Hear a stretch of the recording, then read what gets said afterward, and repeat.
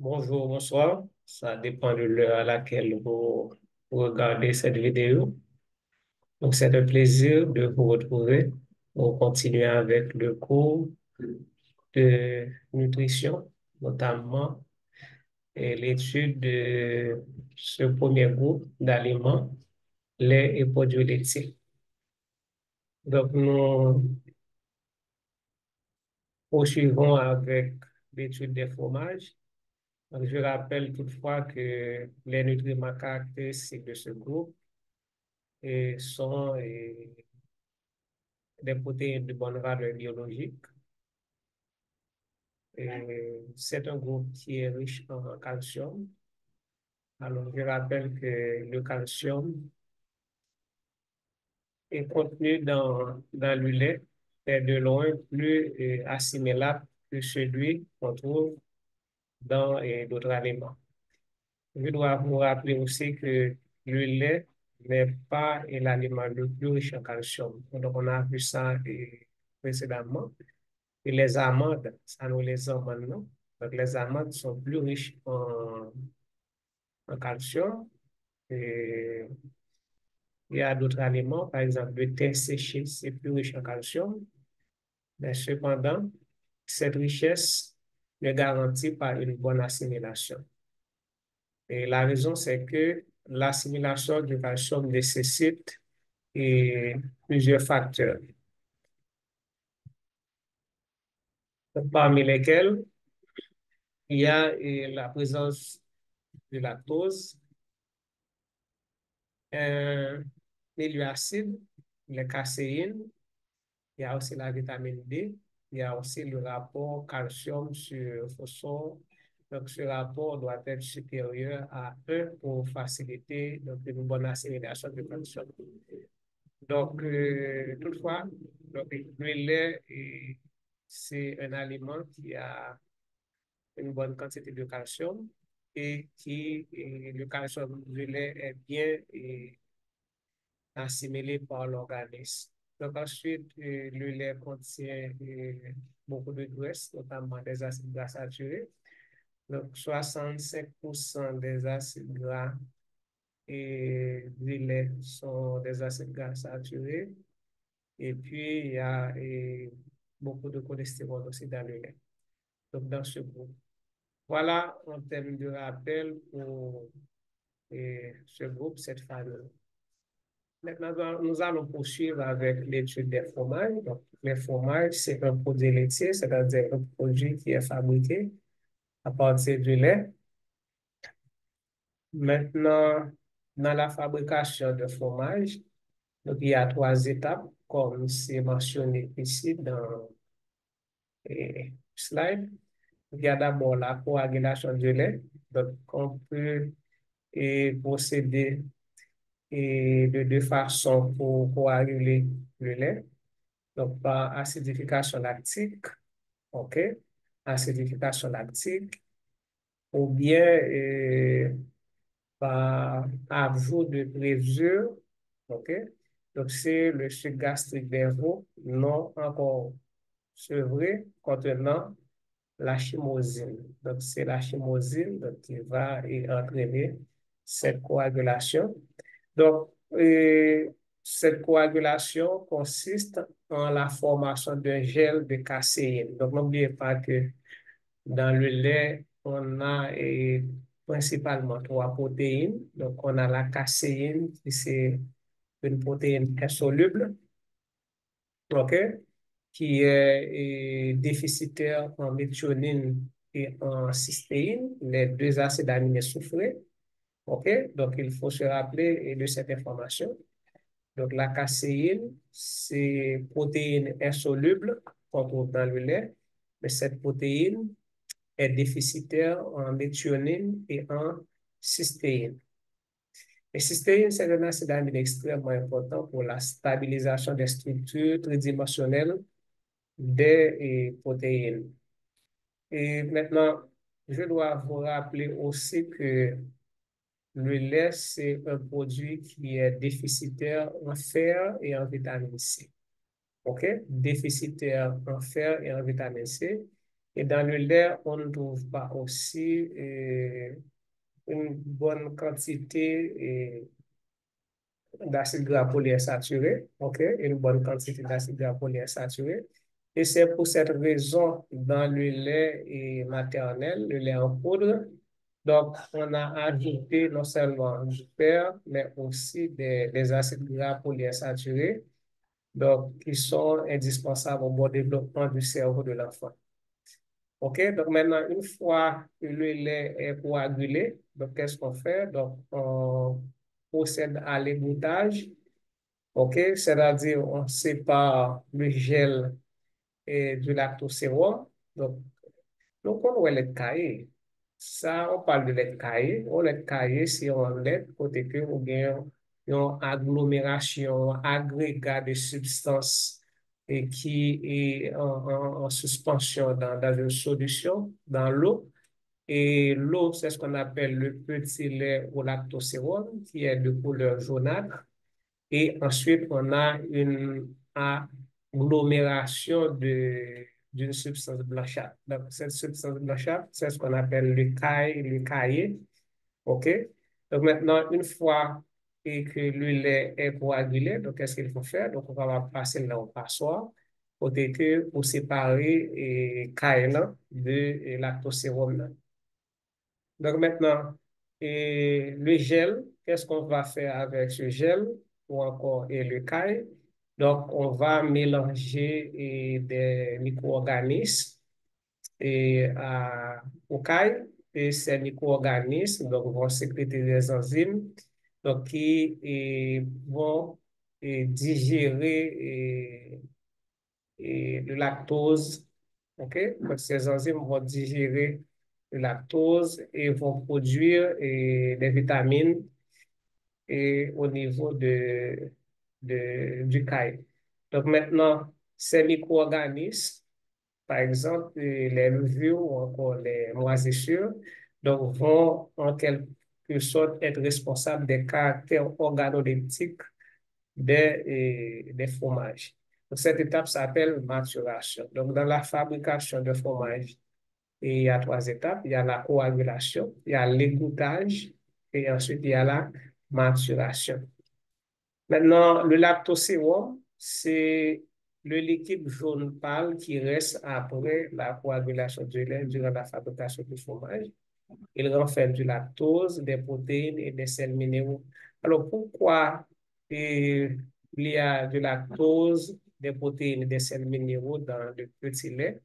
Alors, il faut bien comprendre ça, petit lait, hein. Donc, lorsque l'être dans les cahiers, vous gagnez un fond de l'eau, OK, qui a aspect jaunâtre, et puis vous avez une agglomération d'une substance blanchâtre. Donc, substance blanchâtre, là, c'est les mêmes que nous, le caille, et puis de l'eau, c'est les mêmes qui lactosérum au petit lait.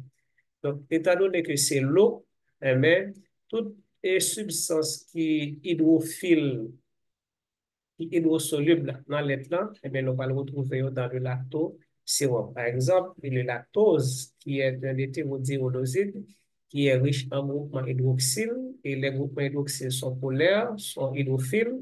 Donc, c'est normal, c'est naturel que on retrouve lactose dans le lait. Les protéines aussi, et notamment les deux protéines solubles, lactalbumine et lactoglobuline. Ok, ce sont les deux protéines solubles. Donc, je rappelle que caséine, c'est une protéine insoluble.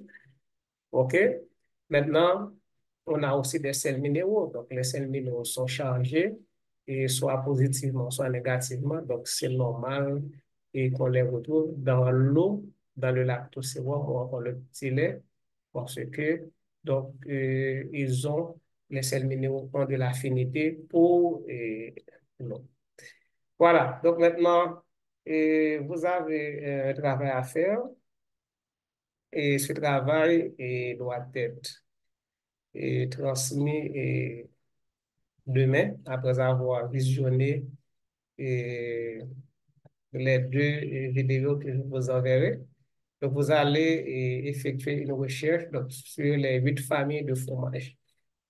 Il ne suffit pas de donner le nom des familles, il faut non seulement donner le nom des familles et les caractéristiques de chaque famille et une ou plusieurs images donc pour chaque famille. Voilà le travail qu'il faut faire et remettre demain et soir ou plus tard.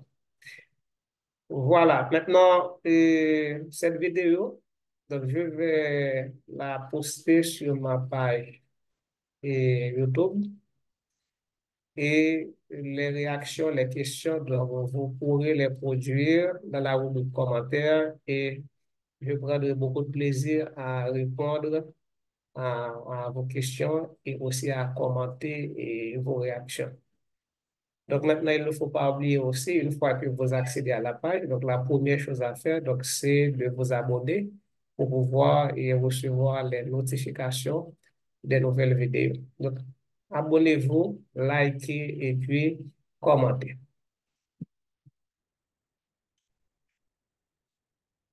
OK, maintenant on va voir la composition des fromages, en quoi cette composition est différente de celle du lait. Donc, en protéines, c'est la caséine qu'on retrouve dans le fromage. Pourquoi c'est la caséine? C'est parce que les protéines solubles, lactoglobuline et lactalbumine, étant éliminées lors de l'égouttage. Donc maintenant, ces deux protéines, lactoglobuline, lactalbumine, sont des protéines hydrosolubles. Donc maintenant, ils sont éliminés avec l'eau. Donc, on les retrouve dans le petit lait ou encore dans le lactosérum.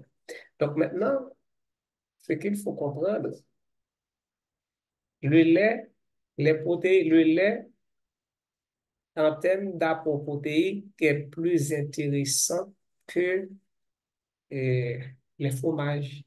Pourquoi? C'est parce que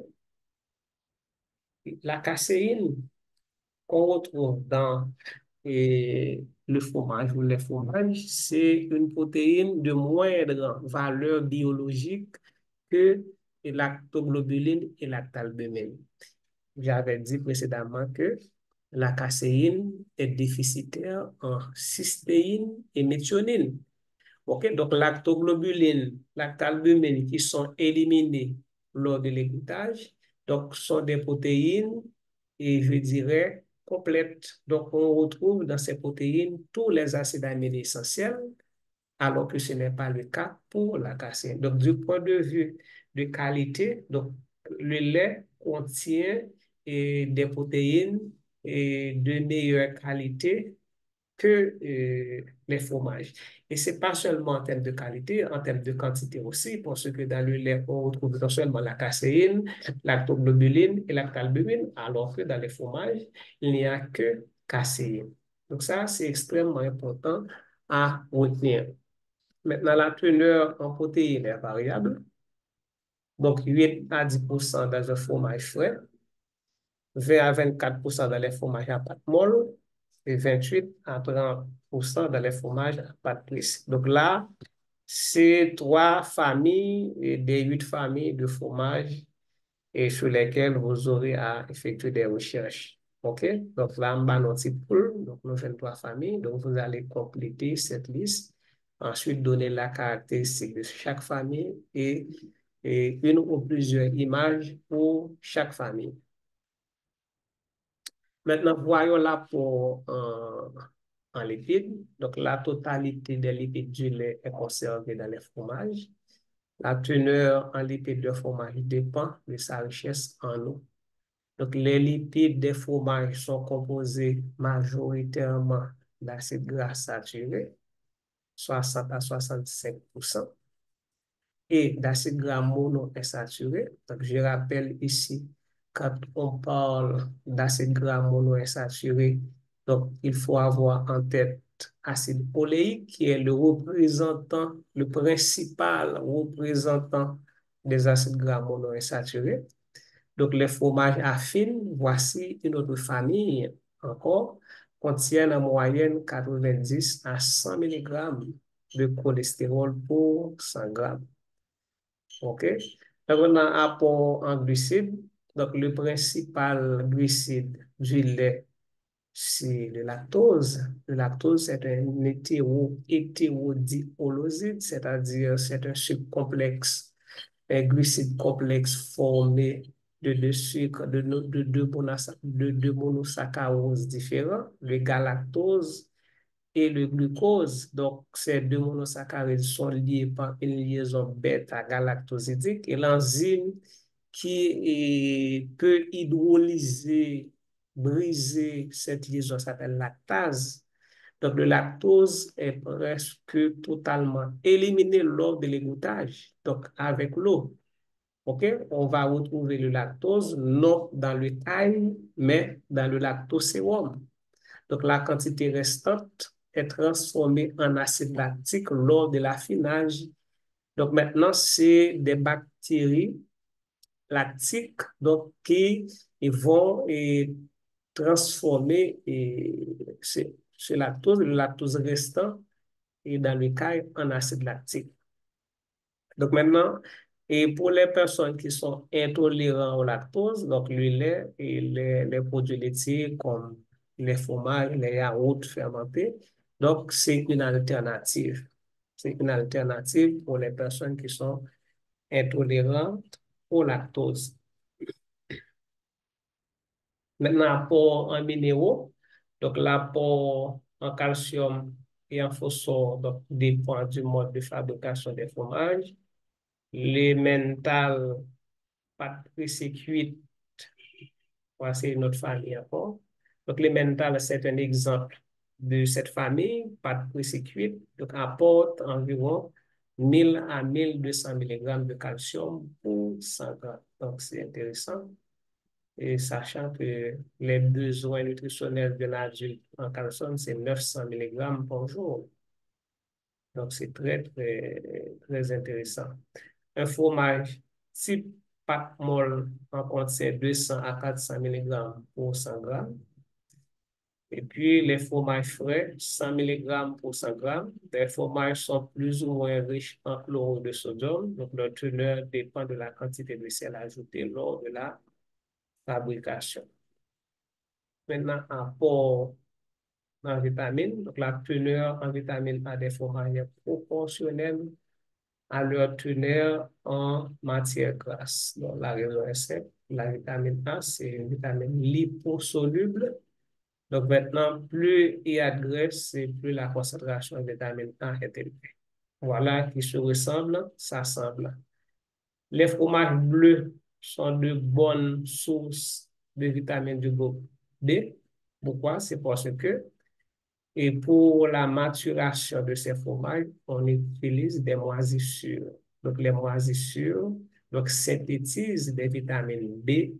Voilà, donc, puisque ces moisissures sont intégrées donc, dans les fromages, donc, le fromage est riche en vitamines du groupe B qui sont synthétisées par les moisissures.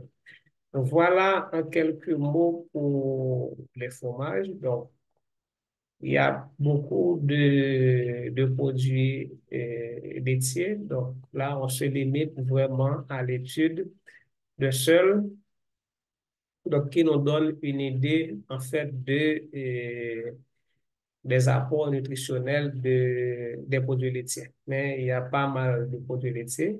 Donc ici, on en tient compte seulement des fromages. Voilà. Maintenant, on va passer à un autre groupe. C'est un groupe très, très, très intéressant. Un groupe très, très intéressant.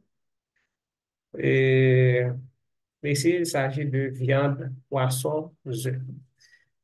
OK? Excusez-moi.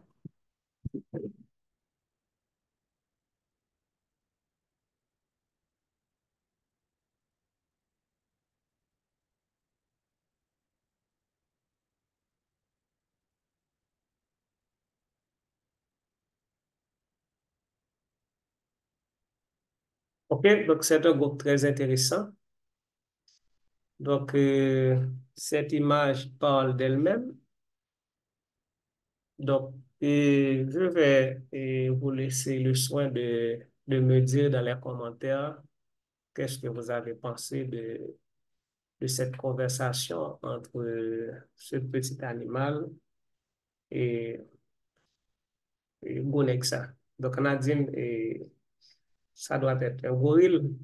Donc, on a dit que ça nous pensait dans les commentaires. OK? Voilà, donc on va aborder l'étude d'un groupe extrêmement intéressant. C'est VPO, viande, poisson, œufs. Maintenant, n'oubliez pas que pour chaque groupe, il y a des nutriments caractéristiques. Donc, quels sont les apports nutritionnels caractérisant les aliments de ce groupe? D'abord, c'est des protéines. Il faut dire que c'est des protéines de bonne valeur biologique, c'est-à-dire des protéines qui sont très digestes, des protéines qui contiennent tous les acides aminés essentiels, ok, et cela en de bonnes proportions. C'est un groupe qui contient des minéraux, ok, des oligoéléments très importants sur le plan physiologique, par exemple le fer. Il y a l'iode aussi qu'on trouve dans le poisson. Et les vitamines du groupe B, ok, sont présentes dans ce groupe. La vitamine A dans le foie et le jaune d'œuf. Pas de calcium et pratiquement pas de vitamine C. OK? Donc, est-ce que nous savons que dans le lait est déficitaire en vitamine C, mais par contre, est riche en calcium. La viande, poisson, œufs, donc c'est un groupe qui est déficitaire en calcium, ok, déficitaire en calcium.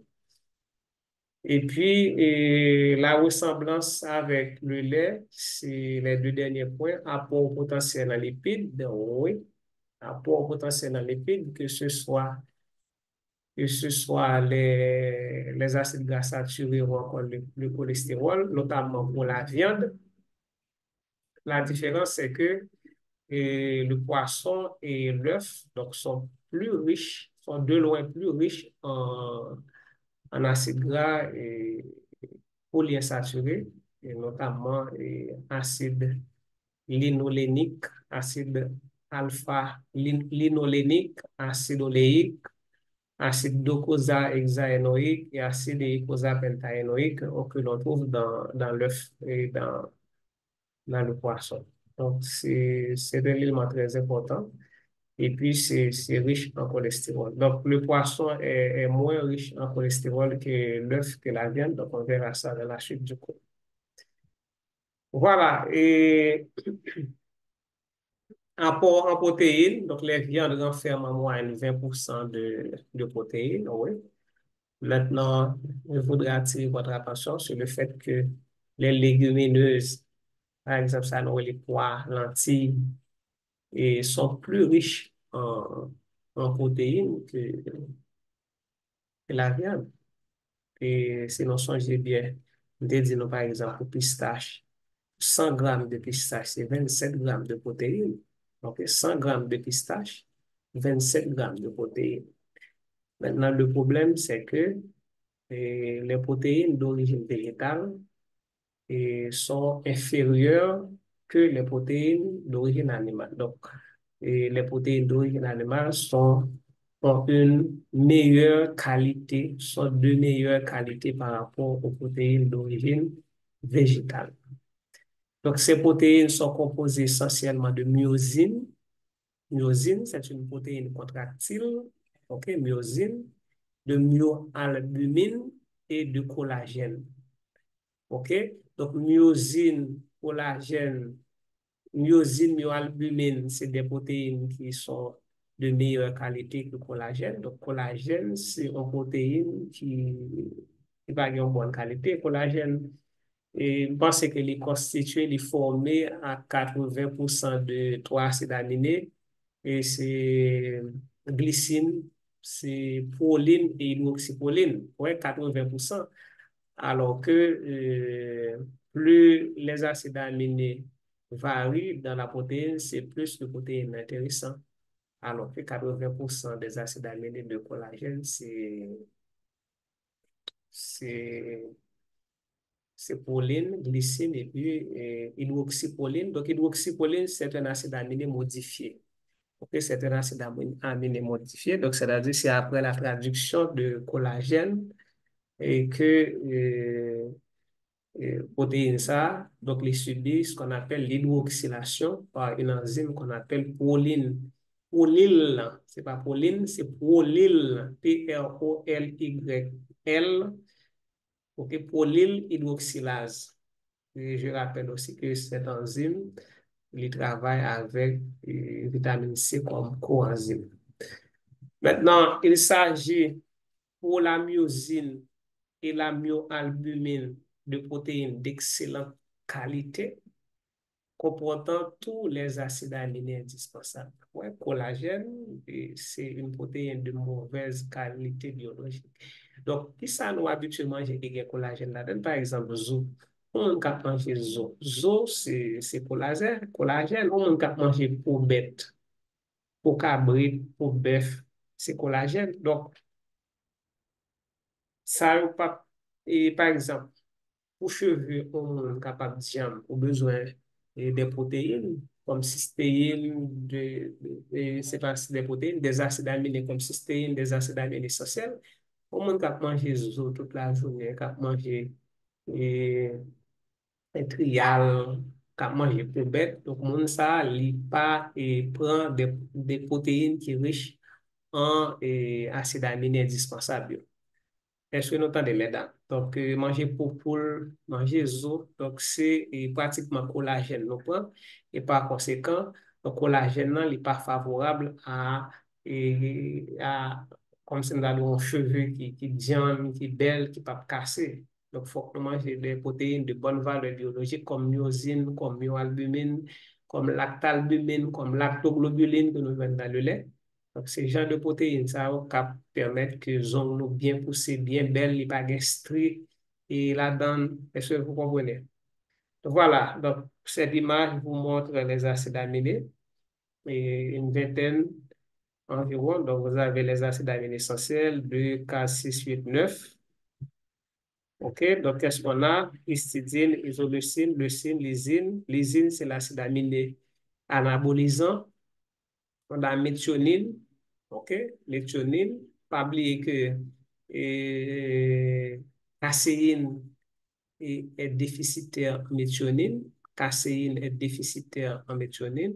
Nous avons phénylalanine, nous avons thréonine, tryptophane, valine. Donc, tryptophane, c'est précurseur de la vitamine B3 et c'est aussi précurseur des indolamines, à savoir mélatonine et puis sérotonine. Et puis en bas, on a les acides aminés non essentiels. Donc, si en l'air, nous gagnons 9, donc en bas, on a gagné 11. Effectivement, nous gagnons 11. Donc, parmi les 11, donc on a cystéine, tyrosine, arginine, etc. OK, maintenant, on va essayer de comparer certains aliments. Et donc, oui, c'est pas comparer, on va regarder la richesse de certains aliments en acides aminés essentiels.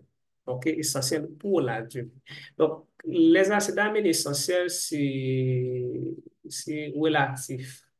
Et par exemple, là, on a précisé pour l'adulte, alors que pour le nourrisson, pour la femme enceinte, il y a des acides aminés qui ne sont pas présentés ici, qui sont essentiels pour la femme enceinte ou bien pour l'adulte. Donc, c'est relatif. Donc, c'est pourquoi dans certains documents, donc, on peut parler de 10, de 11. Donc, on tient compte de toutes les situations. Donc, les œufs, qu'est-ce que vous en pensez? 8 sur 8. Number one. Volaille. Numéro 2. Viande rouge. OK? On a les poissons. Poisson pas de tryptophane. Donc, volaille pas de tryptophane. OK? Volaille pas de tryptophane. Or, tryptophane, c'est un acide aminé essentiel extrêmement important. Viande rouge pas de tryptophane.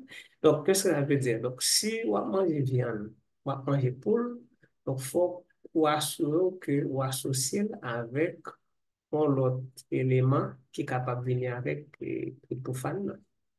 OK?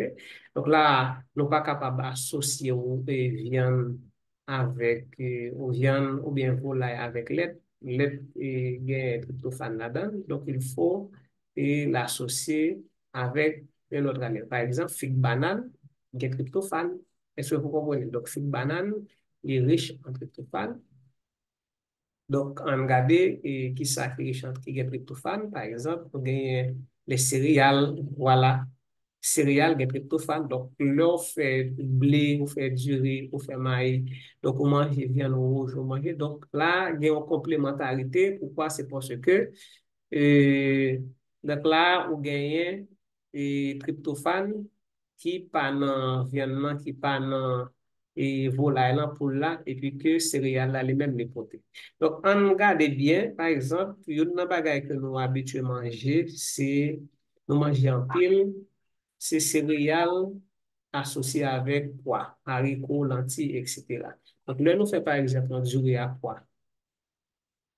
Si nous pas associé avec viande, on sauce viande, ou bien sauce poisson, ou bien le bagage de là-dedans, il y a un pile acide aminé.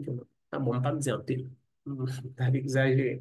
Il y a deux acides aminés que nous ne pas prendre du tout. Nous ne pas prendre leucine, nous ne pas prendre thréonine, OK? Nous ne pas prendre thréonine. Donc, nous avons seulement isoleucine, valine, phénylalanine, méthionine, lysine et puis tryptophane. Vous voyez? Ça veut dire que l'on fait du riz avec pois, maïs avec pois, blé avec pois. Donc, il faut quand même l'associer avec un peu de viande, des œufs ou encore la volaille pour pouvoir compléter, apporter les acides aminés qui manquent dans la céréale et dans la légumineuse. Donc, fruits à coque, donc là, nous avons amandes, nous avons noix. Voilà, donc, c'est riche en protéines, mais ce n'est pas des protéines de bonne valeur biologique. Donc, est-ce que vous comprenez? Quand on dit que ce tableau n'est pas seulement montré richesse en aliments et richesse relative à aliments en acides aminés essentiels, mais il montre aussi que les protéines d'origine animale sont de meilleure qualité que les protéines d'origine végétale. Donc maintenant, à partir de soja, on a des protéines d'origine et végétale. Si nous avons remarqué bien, essayez de faire remarque là. Si nous sortons dans le fromage, nous parlons de poisson, nous passons poisson, viande rouge, œufs. Donc maintenant, quatre aliments ça, volaille, viande rouge, poisson, œufs, non, œufs va là-dedans. Volaille, viande rouge, poisson, fromage.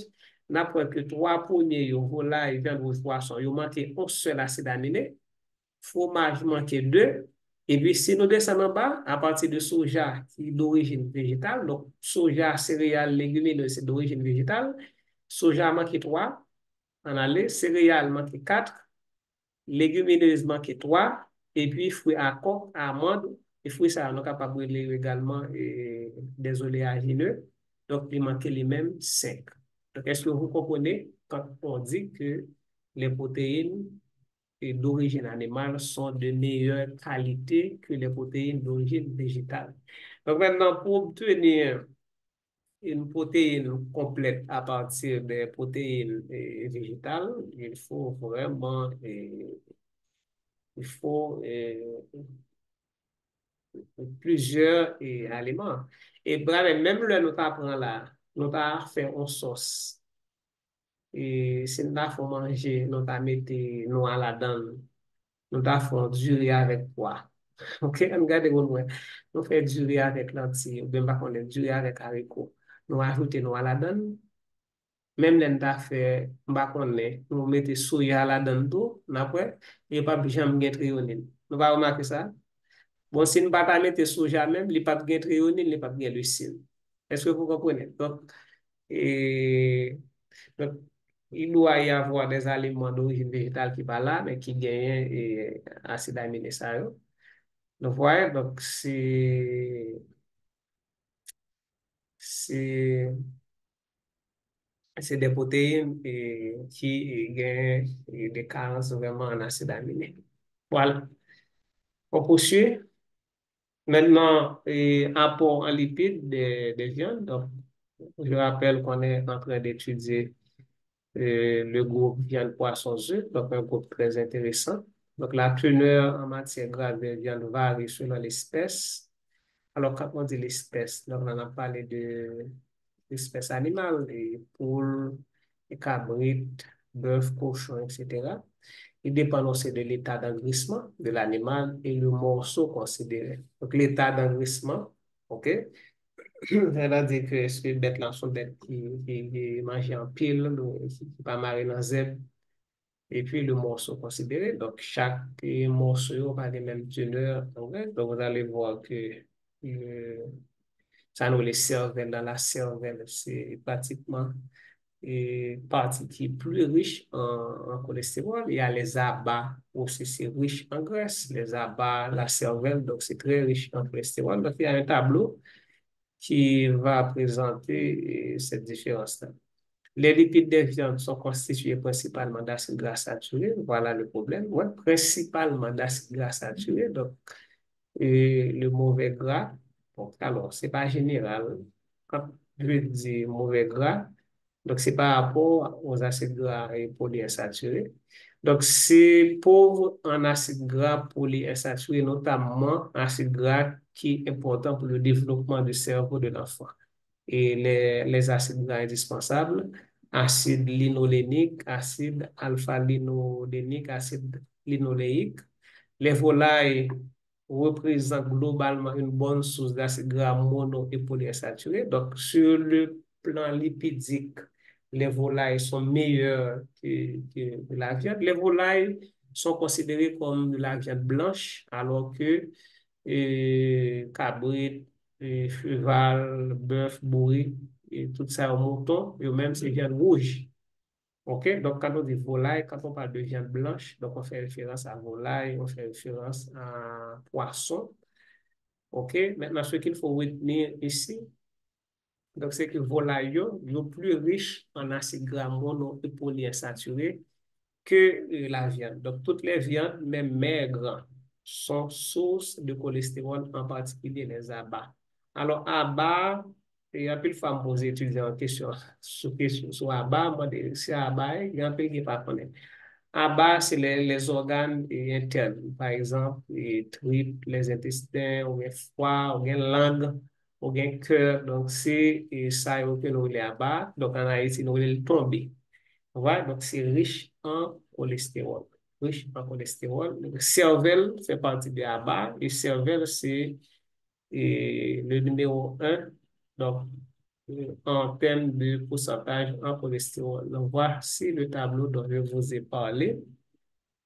Là, nous gagnons, regardez comment on classe aliments. Donc, nous gagnons d'abord ça qui est terrestre, OK? Nous avons agneau, bœuf, porc, cheval, et nos œufs baladam.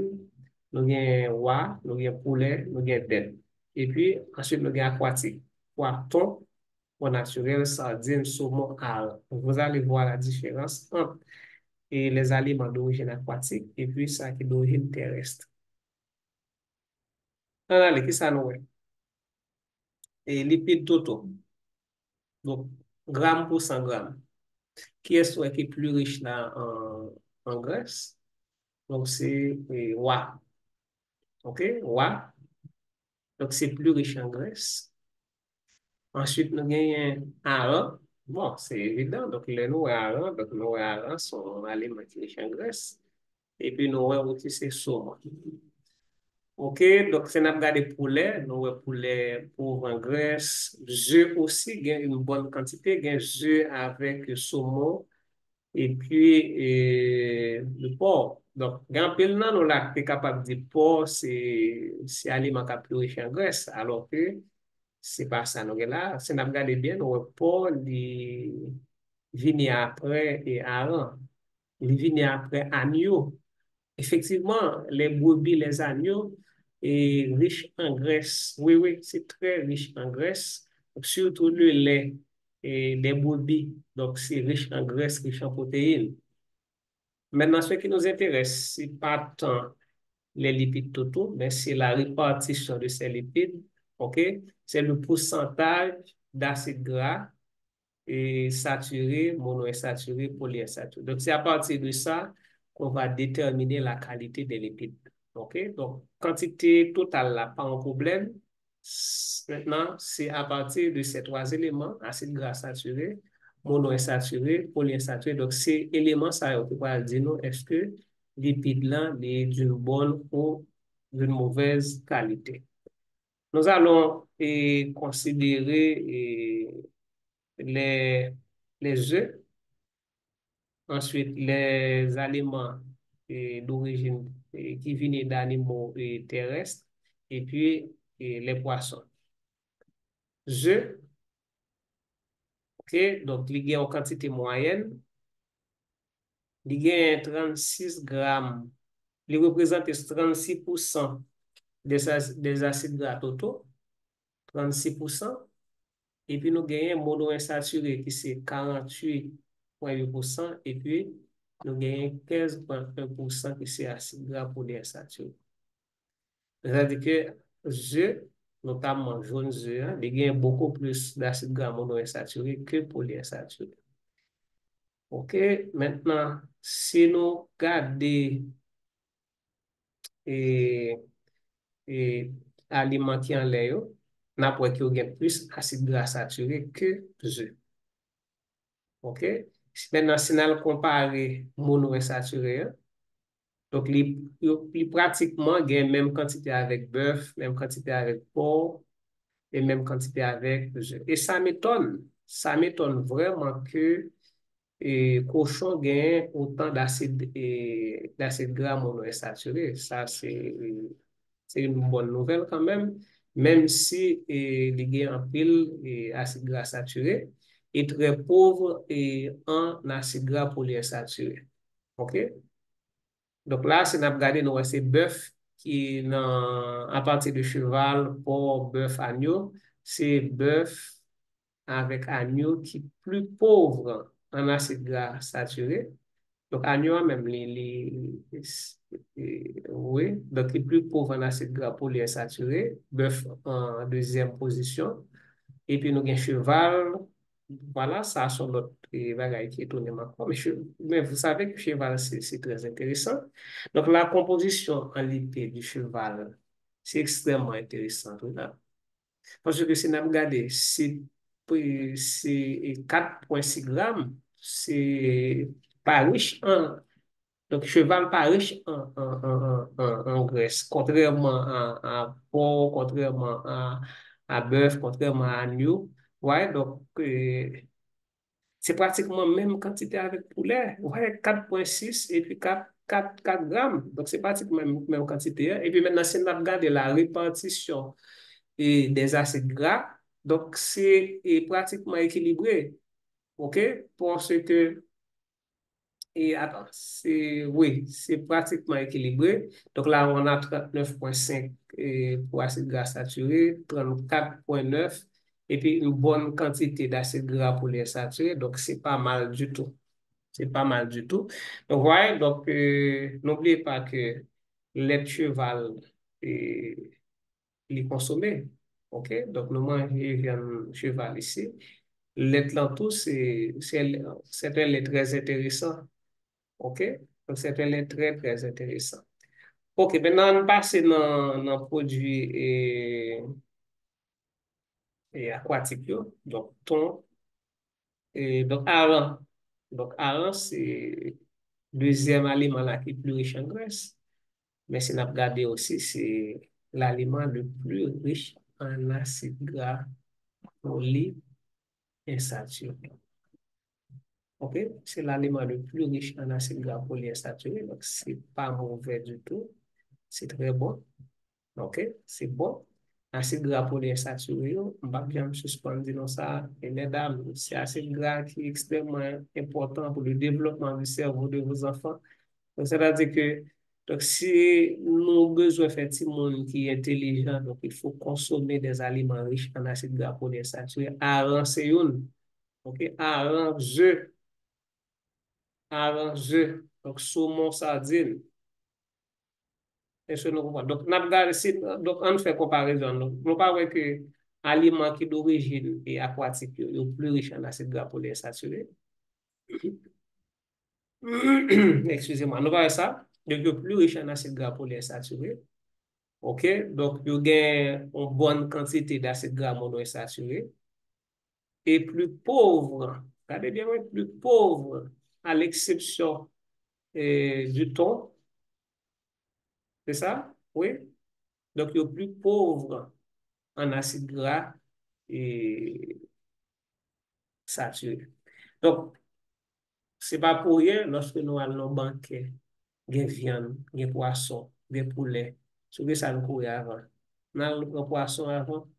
Si nous avons un poisson, nous avons poule. Et si pas de poule avec poisson qu'on a là, nous résilions, nous prenons bœuf là, nous prenons cabrit là. Vous comprenez? Donc, nous connaissons que poisson est plus bon. Nous connaissons que poule est plus bon que viande mieux. Effectivement, le tableau a montré ça. Vous comprenez? Le tableau a montré ça. OK? Donc, teneur en cholestérol des viandes, poissons et œufs. Donc, tout à l'heure, on a comparé les acides gras, maintenant c'est cholestérol. Donc, moi, je vais manger tête cabrit, et bouillon tête cabrit. 2000 à 2200 mg pour 100 grammes de cervelle. Bah, ça, on fait cholestérol, on fait tension, ou hypertension, ou diabète. C'est pas pareil pour cap et à manger souvent. Vous comprenez? Oignon, on a des jaunes œufs, non? 1480 mg dans 100 grammes. OK? Donc là encore, si on regarde dans le poisson, non, ouais, poisson, donc c'est 50 à 70 mg, donc il est plus faible. Donc, poisson, les fruits de mer, donc il y a un pourcentage en quantité de cholestérol qui est plus faible par rapport à aliments qui sont d'origine animale. Charcuterie, viande en général, 65 à 80. OK? Viande pas trop mal. Et viande de porc, 100 mg. Donc, mais ça qui est enragé là, c'est regardé c'est cervelle. Cervelle, c'est jaune œuf, hein. OK? Jaune œuf, qui ça encore qui est riche. Donc, c'est oignon froid. OK? Donc, moi, je pense que l'information, ça a de nous. Et c'est ça qui va l'aider nous dans une affaire menu. Par exemple, pour monde qui fait hypercholestérolémie, si on a fait un menu pour lui, donc il faut tenir compte de la quantité de cholestérol que l'aliment ça apporte.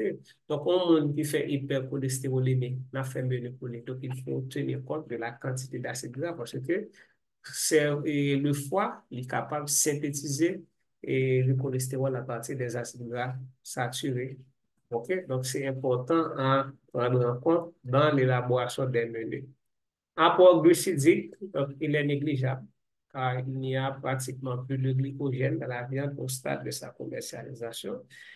Et pourquoi on parle de glycogène ici? C'est parce que, alors, glycogène, là, c'est pour les saccharides de réserve chez les animaux. Donc, c'est l'équivalent de l'amidon chez les végétaux.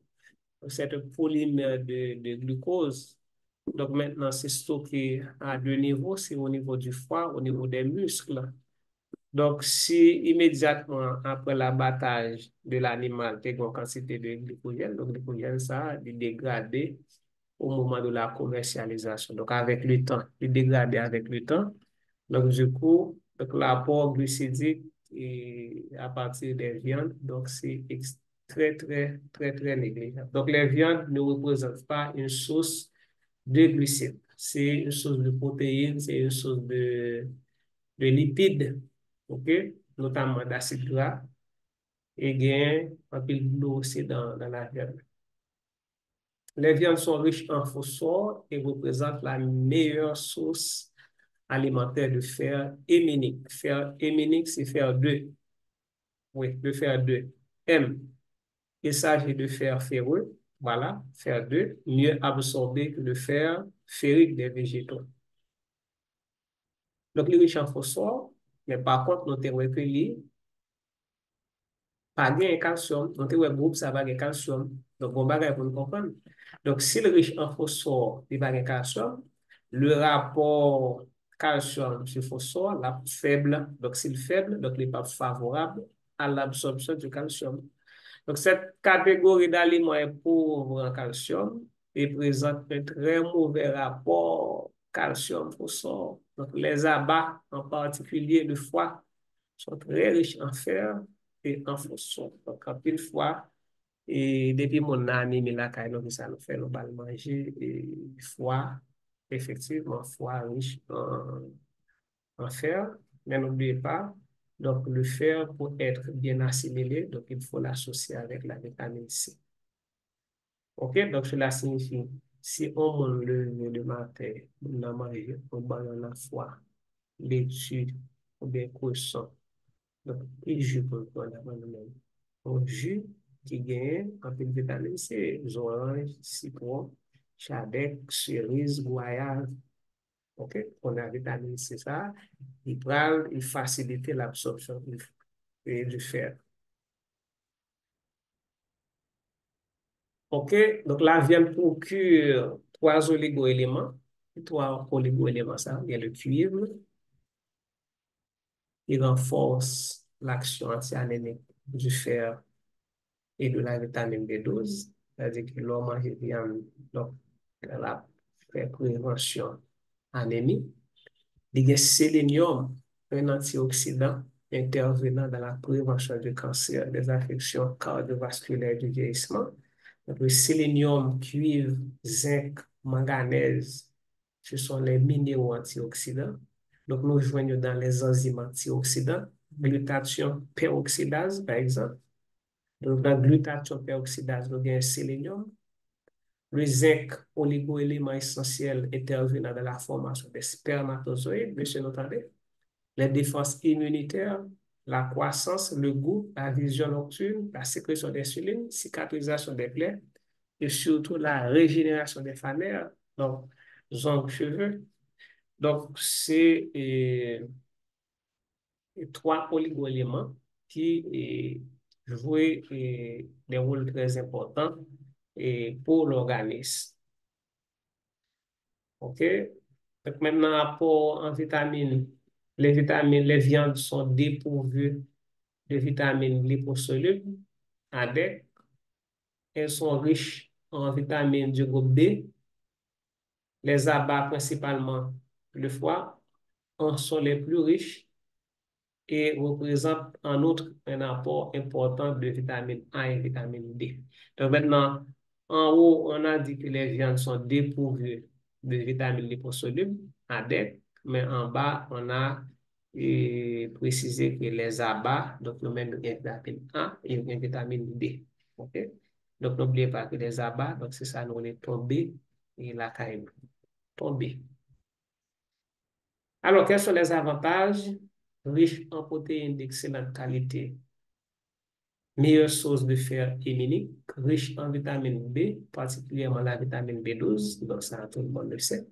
Et c'est l'une des préoccupations des personnes qui suivent des régimes tels que végétariens ou végétaliens. OK? C'est un souci qu'on gagne, le fait que pas manger de viande. Donc, il y a demandé côté une vitamine B12 parce que nous connaissons une vitamine qui est essentiellement, principalement d'origine animale. Donc, apporte trois oligo-éléments importants, zinc, cuivre et sélénium. Maintenant, les inconvénients et dangers, riches en graisses saturées et cholestérol, les abats notamment. Et cette richesse en graisses saturées et cholestérol est en corrélation avec le cancer, les maladies cardiovasculaires et pauvre en de nombreuses vitamines. OK, maintenant, altération de la flore par l'excès de viande. Ici, il s'agit de la flore intestinale ou encore le microbiote. Et flore intestinale, son expression presque pas utilisée encore, le microbiote. Le bon fonctionnement du microbiote s'appelle eubiose. Eubiose. Le mauvais fonctionnement s'appelle dysbiose. On regarde qui ça qui dit là. La consommation excessive de protéines animales et le manque de végétaux, là, on a parlé de légumes, OK? On a parlé de légumes, altère la flore intestinale. Et quand la flore intestinale est altérée, donc on est au niveau du côlon, à ce niveau, au niveau du côlon, on a, si nous songez bien, 100 000 milliards de micro-organismes, OK, qui habitent au niveau du côlon, 100 000 milliards.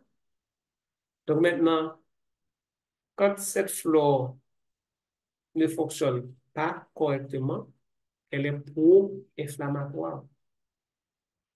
Elle produit moins d'acides gras organiques protecteurs. Donc, les micro-organismes qui gagnent au niveau de la flore intestinale, donc, ils produisent des acides gras en chaîne courte, des acides gras à chaîne courte. Et ces acides gras, c'est des acides gras protecteurs, comme le propionate ou encore acide propanoïque. OK? Donc, acide propanoïque ou propionate. Propionate, c'est la forme anionique de l'acide propionique ou acide propanoïque. Donc, acide propionique, donc, c'est un acide protecteur contre le surpoids et les butyrates, acide butyrique, 4 atomes de carbone contre le cancer du côlon. Ouais, donc, quand la flore fonctionne mal, eh bien, on est exposé à ces maladies. Donc, n'oubliez pas, le mauvais fonctionnement de la flore intestinale s'appelle dysbiose, D-Y-S, biose, biose. De plus, la flore du mangeur de viande transforme la carnitine, surtout présente dans les viandes, et la choline. Nous sommes acétylcholine. Donc, la choline est dérivée de l'acide aminé qu'on appelle sérine. Et sérine, là, qui contient quoi? Dans la viande, dans les protéines. OK? Donc, surtout présent dans les œufs en TMAO. OK? TMAO, c'est triméthylamine-oxydase. OK? Ou encore oxyde de triméthylamine. C'est pas triméthylamine-oxydase, c'est oxyde de triméthylamine. Oxyde de triméthylamine.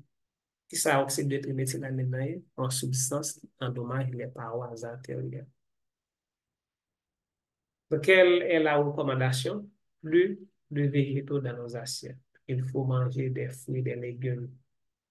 Pourquoi? Parce que les végétaux ont un effet trophique. C'est-à-dire que de participer à la nutrition et la croissance de la flore intestinale. OK? Donc, les aliments d'origine végétale, donc, sont favorables à la croissance de la flore intestinale. Donc, on les appelle des prébiotiques. Donc, tout ça qui est favorable à la croissance, à la nutrition de la flore intestinale, on les appelle prébiotiques. Alors que bactéries même, nous apprenons sous forme de comprimés, comprimés ça relève probiotiques. Donc, si vous allez à la pharmacie, vous demandez pour un probiotique, il y a des capsules qui sont riches en bonnes bactéries. L'on prend capsule ça, avec bactéries ça, on prend par millions, donc on va renforcer ça qui est déjà là. Et c'est des médicaments que vous bail lorsque on a une diarrhée, parce que diarrhée, les éliminer au paquet et bonnes bactéries, donc il faut qu'on prend et des probiotiques pour remplacer et ça qui éliminer. Et si vous avez suivi un traitement antibiotique pendant 2, 3, 4 semaines, il faut aussi associer cette antibiothérapie avec des probiotiques parce que les bactéries ont altéré le flore intestinal et par conséquent, donc il faut apporter des bactéries pour renforcer la flore intestinale. Donc, ils sont moins concentrés en toxiques, en particulier liposolubles et perturbateurs endocriniens. que les produits carnés. Enfin, ils sont riches en antioxydants et en principe actifs anti-inflammatoires. Donc, si la viande est pro-inflammatoire, eh bien, les animaux et les aliments d'origine végétale, eux-mêmes, anti-inflammatoires, mais aussi en molécules détoxifiantes, en stimulant la réparation de l'ADN et en principe actif antiprolifératif, donc anticancéreux. Ce sont à table des invités de choix qu'il ne faut pas hésiter à proposer aux enfants dès le plus jeune âge. Donc ici, on parle d'aliments d'origine végétale, on parle de légumes, on parle de fruits. Donc il faut les consommer chaque jour, à chaque repas, parce qu'il y a un effet protecteur sur l'organisme. Alors, ici, qu'est-ce qu'on a? Je vous présente l'assiette santé, comment on devrait normalement manger, mais en parlant de l'importance des fruits et des légumes. Donc, vous voyez que l'assiette santé est divisée en quatre parties. Donc, 50% de l'assiette santé, c'est légumes avec fruits. Ensuite, 25%, c'est céréales complètes. Ensuite, 25% encore, l'autre 25%, c'est protéines saines. On a regardé, non, qui ça va mettre dans protéines saines dans les années. Poisson, volaille, haricots secs. Ok, les haricots sont riches en protéines, même plus riches en protéines que viande, que poisson. Des fruits secs oléagineux, comme pistache. Donc, limiter la viande rouge, éviter le bacon, les viandes froides et autres viandes traitées, viandes transformées. Par exemple, les charcuteries, il faut les éviter. C'est mauvais pour la santé. OK? Donc, je vais retourner avec ça lorsqu'on a parlé de l'équilibre alimentaire, lorsqu'on a pour chapitre d'équilibre alimentaire. Là. La viande est un des aliments les plus pro-inflammatoires. Et information qui est en bas, est important, il faut savoir que le cancer est fortement lié à tous ces stades qui stadio, ça veut, initiation, promotion, invasion, angiogénèse, métastase à l'inflammation. Donc, l'inflammation est impliquée dans tous les stades du cancer. Vous avez un monde qui fait cancer, il faut bannir la viande de son alimentation. Parce que vous comprenez, pour monde qui fait cancer, donc on va supposer manger viande sujètement son aliment pour inflammatoire. Au contraire, soit bali, ou bali des bagages comme des épices, gingembre, safran, on prend des bagages qui sont anti-inflammatoires, des aliments d'origine végétale qui sont riches en principe anti-inflammatoires, qui sont riches en antioxydants. Pourquoi la viande est pro-inflammatoire? Il y a le fer. Donc, le fer de la viande qui est pro-oxydant, pro-inflammatoire, facteur de croissance tous les agents pathogènes connus et des cellules cancéreuses. Okay? L'acide arachidonique, qui est le précurseur de puissants agents inflammation. Prostaglandine, okay? Leucine, activateur de la voie mTOR. OK?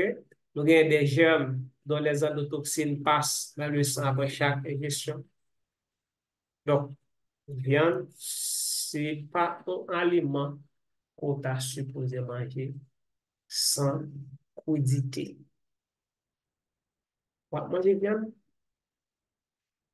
on va manger avec crudité. Pas manger viande sans feuille. OK? Et il y a une façon de nous préparer viande, nous préparons viande dans le feu. Par exemple, barbecue. OK? Barbecue. Nous préparons viande dans le feu. Voilà. Vous aimez ça, n'est-ce pas? Pas manger, abondant. Okay? Mais espérons que ça va préparer comme ça. Et nous regardons, nous avons toute partie noire, ça, c'est cancer. Toute partie noire qui brûle, tout c'est cancer. Suite, l'autre bagage là, nous va connaître que graisse qui tombe sur charbon, il va transformer en un produit qu'on appelle acroléine.